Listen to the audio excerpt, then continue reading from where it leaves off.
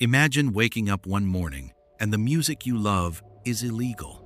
The clothes you want to wear can get you arrested. You cannot freely access the internet. You cannot protest without risking being shot. You cannot even grieve a dead friend without the government monitoring your funeral. This is not a dystopian novel.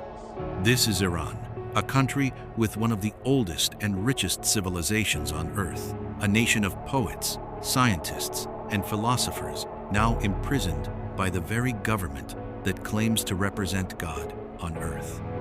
Today, we are going deep into one of the most important stories of the modern world. Why do millions of Iranians despise their own regime?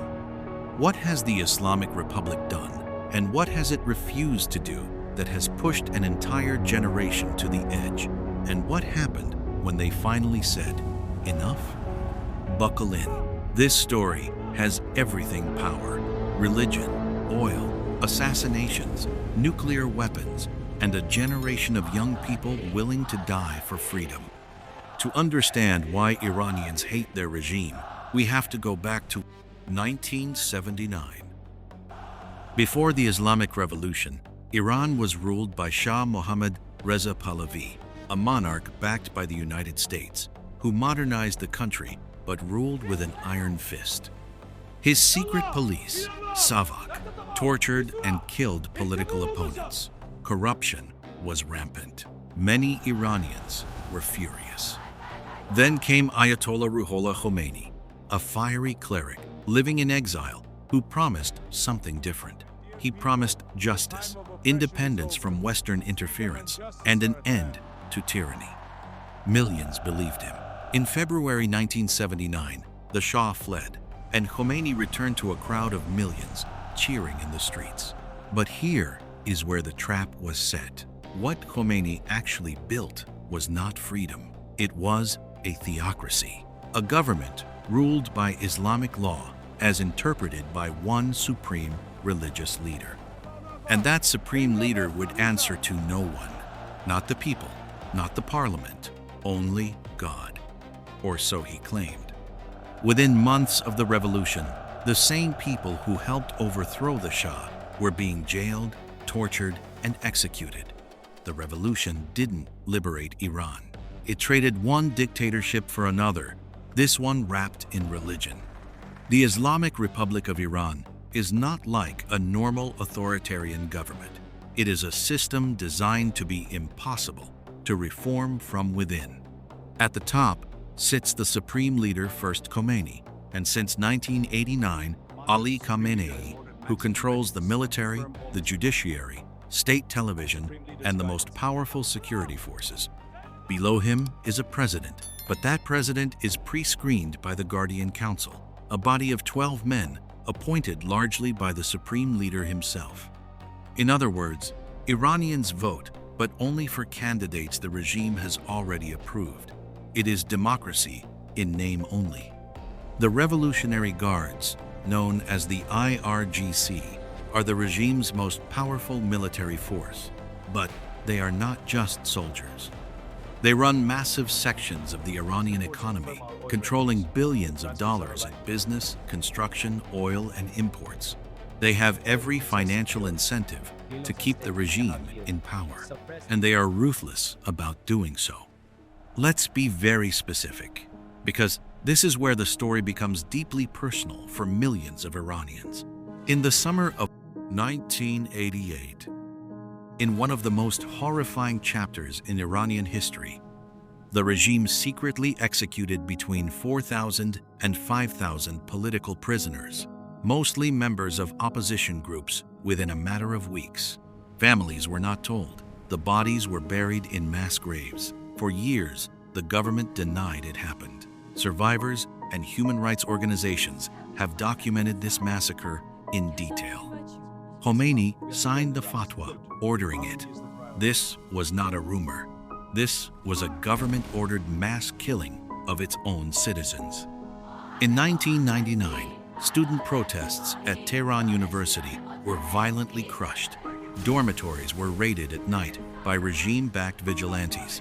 Students were beaten, thrown from windows, and arrested. At least one student was killed. Hundreds were imprisoned. In 2009, after a disputed presidential election, millions of Iranians took to the streets in what became known as the Green Movement. The regime's response was savage. Security forces beat protesters with batons. The Basij militia, a paramilitary force loyal to the supreme leader, fired on crowds.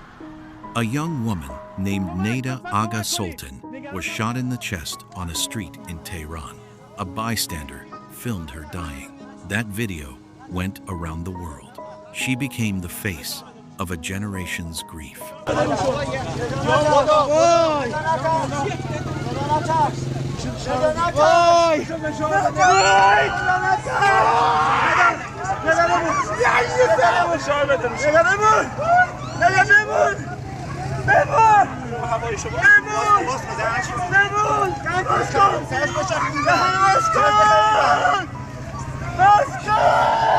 Dozens more were killed. Thousands were arrested. Many were tortured. Some were raped in prison, a fact later confirmed by official reports and survivor testimony.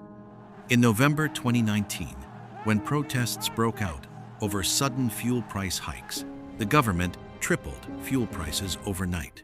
The regime's response was one of the deadliest in the country's history.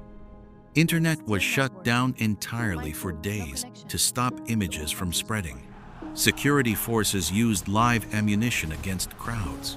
According to Reuters, at least 1,500 people were killed. The government arrested thousands more. Then came January 2020.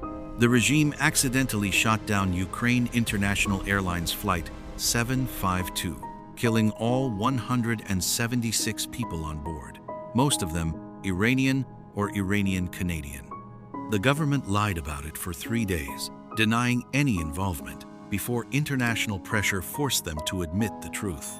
Iranians who came to mourn outside Amir Kabir University were tear-gassed. They had come to grieve, and the regime attacked them for it. Beyond violence, the regime has criminalized ordinary life in ways that are almost impossible to believe. Women are legally required to wear the hijab in public, not out of personal faith by force of law. Women who appear without proper covering face arrest, fines, and lashing. The morality police, the Gasht-e-Ershad, patrol streets specifically to detain women they deem improperly dressed. Young women have been dragged into vans, beaten, and held in detention centers for a hair being visible beneath a headscarf. Music has long been restricted. Western music was banned outright for years. Mixed gender concerts, where men and women attend the same show, are still heavily restricted. Dancing in public is illegal. Satellite dishes are officially banned, though millions use them anyway. Social media platforms like Facebook, Twitter, Instagram, and YouTube are blocked. Iranians must use VPNs to access them, and even those are periodically targeted. Alcohol is completely prohibited, not just for Muslims, for everyone, regardless of religion. Consuming or producing alcohol can result in flogging. Dogs are considered religiously impure by hardline interpretations, and at various times authorities have attempted to confiscate dogs from their owners in public spaces. Being gay in Iran is punishable by death. Documented executions of gay men have occurred. The regime actively denies that homosexuality exists in Iran. In 2007, then-President Mahmoud Ahmadinejad infamously told a Columbia University audience, "In Iran, we don't have homosexuals like in your country. We do not have this phenomenon." The audience laughed. Iranian gay people did not. While its own people suffered, the regime poured billions into destabilizing the broader Middle East. The IRGC's Quds Force funds and arms proxy groups across the region, Hezbollah in Lebanon, Hamas in Gaza, Houthi rebels in Yemen, and various Shia militias in Iraq and Syria. The United States, European Union, and others have designated the IRGC as a terrorist organization. Iran has been linked to assassinations on foreign soil, including plots targeting dissidents and journalists living abroad. The regime does not forget its enemies. It hunts them internationally. Meanwhile, inside Iran, journalists, lawyers, and human rights defenders are routinely jailed. Iran consistently ranks among the top jailers of journalists in the world. In September 2022, a 22-year-old Kurdish Iranian woman named Mahsa Amini was arrested by the morality police in Tehran. She was accused of wearing her hijab improperly. 3 days later, she was dead. The government claimed she had a heart attack. Witnesses and medical professionals said she had been beaten. Images of her in a hospital bed, unconscious, circled the world. What followed was unlike anything Iran had seen in decades. Women ripped off their headscarves in public and burned them. Crowds chanted Zan, Zendegi, Azadi, woman, life, freedom.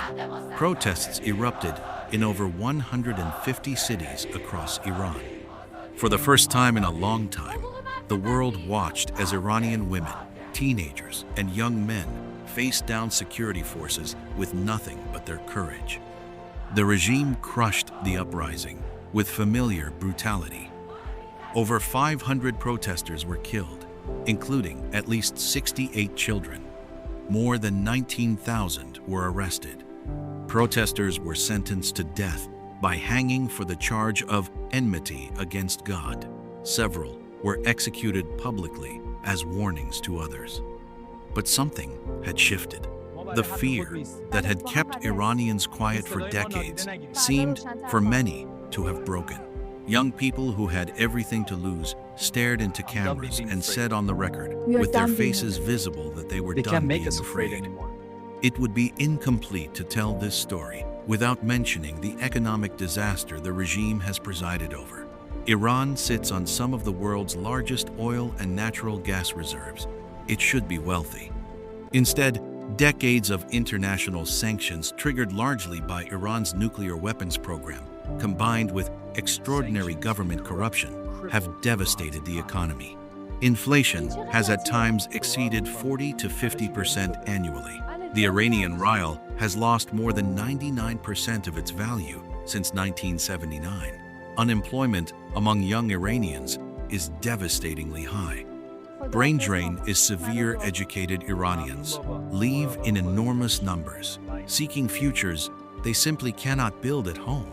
The very generation the regime needs to sustain itself is voting with its feet and leaving. A government is supposed to protect its people. It is supposed to allow them to speak, to vote, to work, to worship or not worship freely. It is supposed to build schools and hospitals, not fund militias in foreign countries. It is supposed to answer to the citizens, not silence them. The Islamic Republic of Iran has done the opposite on nearly every count. It has jailed its teachers, executed its poets, shot its students, and tortured its daughters.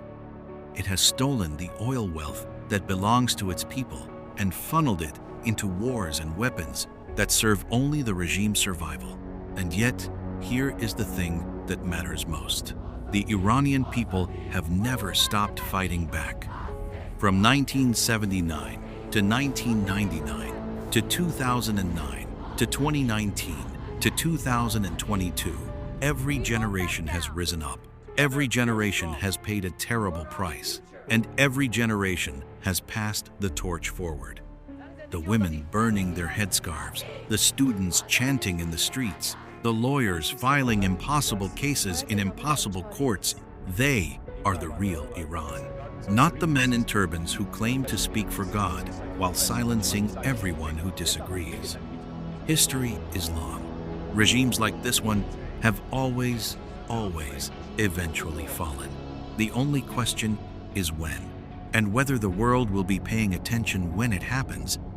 If this video mattered to you, share it, subscribe. And if you want to understand more of the stories the world isn't telling loudly enough, we have more. We'll see you in the next one.